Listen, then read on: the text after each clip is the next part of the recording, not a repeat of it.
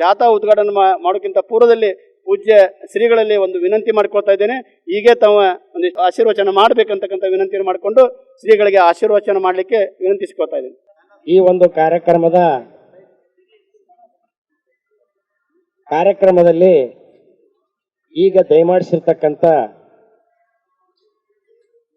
3000 ಮಠದ ಪೀಠಾಧಿಪತಿಗಳಾದ ಗುರುಗಳಾದ ಪೂಜ್ಯ ಜಗದ್ಗುರು ಮಹಾಸನ್ನಿದೇವರ ಶ್ರೀಪಾದಗಳಿಗೆ ಅನಂತ ಪ್ರಣಾಮಗಳನ್ನು ಸಮರ್ಪಣೆ ಮಾಡಿ, ಇಲ್ಲಿ ಕೂಡಿರ್ತಕ್ಕಂಥ ಜಾಥಾದೊಳಗೆ ಕೂಡಿರ್ತಕ್ಕಂಥ ಎಲ್ಲ ಶರಣರೇ ಶರಣೀಯರೇ ತಮ್ಮೆಲ್ಲರಿಗೂ ಕೂಡ ಶರಣಾರ್ಥಿಗಳು.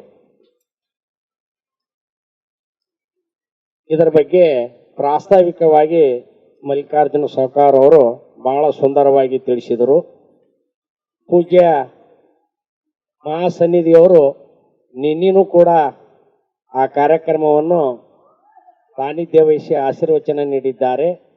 ಇವತ್ತು ಕೂಡ ಯಾವುದೋ ಒಂದು ತಮ್ಮ ಒಂದು ಕಾರ್ಯಕ್ರಮಕ್ಕೆ ಹೋಗಿ ಆಕಸ್ಮಿಕವಾಗಿ ಇಲ್ಲಿ ದಯಮಾಡಿಸಿರ್ತಕ್ಕಂಥವರಾಗಿದ್ದಾರೆ, ಅಂದ್ರೆ ಮಠಕ್ಕೆ ಬಂದಿರತಕ್ಕಂಥವರಾಗಿದ್ದಾರೆ. ಅದರಾಗ ಈ ಒಂದು ಕಾರ್ಯಕ್ರಮದ ಮೇಲೆ ಅವರಿಗೆ ಎಷ್ಟೊಂದು ಕಾಳಜಿ ಮತ್ತು ತಮ್ಮ ಮೇಲೆ ಎಷ್ಟೊಂದು ಪ್ರೀತಿ ಅನ್ನತಕ್ಕಂಥದ್ದು ಅವ್ರು ಬಂದು ಇಲ್ಲಿ ನಿಂತಿದ್ದೇ ಸಾಕ್ಷಿ ಅಂತ ತಿಳ್ಕೋಬೇಕು. ನಿನ್ನೆ ದಿವಸ ಪೂಜ್ಯರು ಏನು ಆಶೀರ್ವಚನ ನೀಡಿದ್ರು ಅನ್ನತಕ್ಕಂಥದ್ದನ್ನ ನಮ್ಮ ಮಲ್ಲಿಕಾರ್ಜುನ ಸಾವ್ಕಾರ ಅವರು ಬಹಳ ಸುಂದರವಾಗಿ ವಿವರಣೆ ಮಾಡಿದರು. ಮತ್ತು ಕನ್ನಡ ಸಾಹಿತ್ಯ ಪರಿಷತ್ ಜಿಲ್ಲಾ ಅಧ್ಯಕ್ಷರಾಗಿರ್ತಕ್ಕಂಥ ಅಂಗಡಿಯವರು ಅನೇಕ ಜನರು ಮಾತನಾಡಿರ್ತಕ್ಕಂಥದ್ದು ನೆನಪಿಸಿಕೊಂಡ್ರು. ಇದು ಒಂದು ಕಾರ್ಯಕ್ರಮ ಬಹಳ ವಿಶೇಷ. ನಾನು ನೋಡುತ್ತಿರ್ಲಿಕ್ಕಾಗಿ ಇಂಥ ಒಂದು ಕಾರ್ಯಕ್ರಮ ಮಾಡಿರ್ತಕ್ಕಂಥದ್ದು ನೋಡಿಲ್ಲ. ಇವತ್ತಿನ ಕಾಲಕ್ಕೆ ಇವತ್ತಿನ ಈ ಒಂದು ಸಂದರ್ಭದೊಳಗ ಇಂಥ ಒಂದು ಕಾರ್ಯಕ್ರಮಗಳು ಬಹಳ ಅವಶ್ಯ ಅಂತ ತಿಳ್ಕೊಂಡು ಹೇಳಿದ್ರೆ ತಪ್ಪಾಗಲಿಕ್ಕಿಲ್ಲ. ಏನ್ರಿ ಹೇಳಿದ ಕೂಡಲೇ ಜನರು ಕೇಳ್ತಾರನೋ ಅಂತ ತಿಳ್ಕೊಂಡು ನೀವು ವಿಚಾರ ಮಾಡಬಹುದು. ಅವ್ರು ಕೇಳದೆ ಇರಲಿ, ನಮ್ಮ ಕರ್ತವ್ಯ ಅನ್ನತಕ್ಕಂಥದ್ದು ಏನಿರ್ತೈತಲ್ಲ ಅದನ್ನು ನಾವು ನೀವೆಲ್ಲರೂ ಕೂಡಿ ಮಾಡಾಕತ್ತೀವಿ. ಇದೆಲ್ಲದಕ್ಕೂ ಕೂಡ ಪೂಜ್ಯ ಸನ್ನಿಧಿಯವರ ಆಶೀರ್ವಾದ ಬಹಳ ದೊಡ್ಡದು. ಅದಕ್ಕೆ ಅವರು ಕೂಡ ನಿನ್ನೆನೂ ಕೂಡ ಆಶೀರ್ವಾದ ಮಾಡ್ಯಾರ, ಇವತ್ತೂ ಕೂಡ ಆಶೀರ್ವಾದ ಮಾಡ್ಯಾರ. ಇವತ್ತ ಈ ವಿಚಾರವನ್ನು ಇವತ್ತಿಂದ ಅಲ್ಲ, ಇದು 12ನೇ ಶತಮಾನದೊಳಗ ಶರಣರೇ ಈ ಮಾತನ್ನು ಹೇಳಿಗ್ಯಾರ. ದಯವಿಲ್ಲದ ಧರ್ಮ ಆವುದಯ್ಯ, ದಯವಿರಬೇಕು ಸಕಲ ಪ್ರಾಣಿಗಳಲ್ಲಿ, ದಯವೇ ಧರ್ಮದ ಮೂಲವಯ್ಯ ಅನ್ನತಕ್ಕಂಥ ಮಾತನ್ನು ಅವತ್ತಿನಿಂದ ಹಿಡಿದುಕೊಂಡು ಇವತ್ತಿನ ತನಕ ಶರಣರು, ಸಂತರು, ಮಹಾತ್ಮರು ತಾವು ತಿಳಿಸುತ್ತಾ ಬಂದಿದ್ದಾರೆ. ಈ ತಾಮಸ ಪದಾರ್ಥ ತಗೊಳ್ಳೋದ್ರಿಂದ ಮನುಷ್ಯನಲ್ಲಿ ತಾಮಸ ಗುಣ ಬೆಳಿತಾವ, ರಾಜಸ ಗುಣ, ರಜಸ ಗುಣ, ರಜಸಾಹಾರ ತೆಗೆದುಕೊಳ್ಳೋದ್ರಿಂದ ರಜಸ ಗುಣಗಳು ಬೆಳಿತಾವ. ಸಾತ್ವಿಕವಾಗಿರತಕ್ಕಂಥ ಆಹಾರವನ್ನು ತೆಗೆದುಕೊಳ್ಳುವುದರಿಂದ ಸಾತ್ವಿಕವಾಗಿರತಕ್ಕಂಥ ಗುಣಗಳು ನಮ್ಮೊಳಗ ನೆಲೆಗೊಳ್ತಾವ ಮತ್ತು ಆರೋಗ್ಯಕ್ಕೂ ಕೂಡ ಒಳ್ಳೆಯದು. ಪ್ರಾಣಿ ವಿಷ ಮಹಾಪಾಪ, ಅದಕ್ಕೆ ಅದನ್ನು ತಿನ್ನದಿದ್ರೂ ಕೂಡ ಬದುಕತಕ್ಕಂಥವನಾಗ್ಯಾನ ಇವತ್ತಿನ ಕಾಲದ ಮನುಷ್ಯ ಅಂತ ತಿಳ್ಕೊಂಡು ಇದನ್ನು ಜನರಲ್ಲಿ ಜಾಗೃತಿ ಮೂಡಿಸೋದಕ್ಕಾಗಿ ಈ ಜಾತವನ್ನು ಇಟ್ಟುಕೊಂಡಿರ್ತಕ್ಕಂಥದ್ದು ನಿಜವಾಗಿಯೂ ಕೂಡ ಬಹಳ ಶ್ಲಾಘನೀಯ.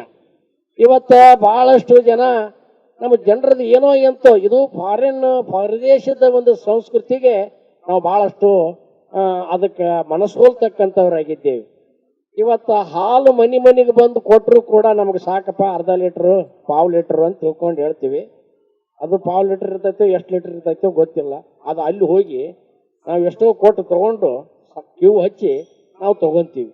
ಈ ಒಂದು ಸಂಸ್ಕೃತಿ ಯಾಕೆ ತಗೊಂತೀವಿ ಅಂತ ತಿಳ್ಕೊಂಡು ಕೇಳಿದ್ರೆ ಮೊದಲು ಮಜಾಕ್ ತಗೊಂತೀವಿ ಅಂತಾರ, ಆ ನಂತರ ಅದೇ ಚಟವಾಗಿ ಅದು ಪರಿಣಾಮಗೊಳ್ಳತಕ್ಕಂಥದ್ದು ನಾವು ಕಾಣ್ತೀವಿ. ಇದಕ್ಕೆ ತಂದೆ ತಾಯಿಗಳು ಮತ್ತು ಸಮಾಜದ ಎಲ್ಲ ಹಿರಿಯರು, ಬರೀ ಒಂದು ಸಮಾಜ ಅಲ್ಲ, ಇಲ್ಲಿ ಬಂದಿರತಕ್ಕಂಥ ಎಲ್ಲ ಸಮಾಜದ ಹಿರಿಯರು ಅದಕ್ಕೆ ಬಹಳಷ್ಟು ಪ್ರಾಮುಖ್ಯತೆ ಕೊಟ್ಟು ಇಂದಿನ ಯುವಕರಿಗೆ ಹಾಗೂ ಮಕ್ಕಳಿಗೆ ಒಳ್ಳೆಯ ಸಂಸ್ಕೃತಿಯನ್ನು ತಾವು ಕೊಟ್ಟಾಗ ಅದರ ಪರಿಣಾಮ ಇದಕ್ಕಿಂತ ಕೂಡ ಜಾಸ್ತಿ ಆಗ್ತಕ್ಕಂಥದ್ದಾಗಿದೆ. ಅದಕ್ಕೆ ತಾವು ಆ ರೀತಿ ಮಾಡ್ತೀರಿ ಅಂತ ತಿಳಿದುಕೊಂಡು ನಾವು ಕೂಡ ಪೂಜ್ಯ ಸನ್ನಿಧಿಯವರ ಒಂದು ಸನ್ನಿಧಿ ಒಳಗ ಈ ಕಾರ್ಯಕ್ರಮವನ್ನು ಅಲ್ಲೇ ಸಸಿ ನೆಡತಕ್ಕಂಥ ಕಾರ್ಯಕ್ರಮವನ್ನು ಮಾಡಿ ಈ ಜಾತಕ ಪ್ರಾರಂಭ ಮಾಡೋಣ ಅಂತ ತಿಳ್ಕೊಂಡು ತಿಳಿಸಿ ನಾನು ಒಂದು 2 ಮಾತುಗಳನ್ನು ಪೂಜ್ಯರ ಸನ್ನಿಧಿಗೆ ಅರ್ಪಿಸ್ತೀನಿ.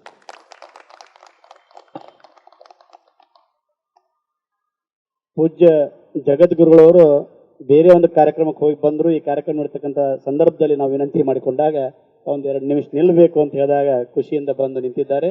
ಅವರಿಗೆ ತಮ್ಮೆಲ್ಲರ ಪರವಾಗಿ ಭಕ್ತಿಪೂರ್ವಕ ನಮನಗಳನ್ನು ಸಲ್ಲಿಸ್ತೇನೆ.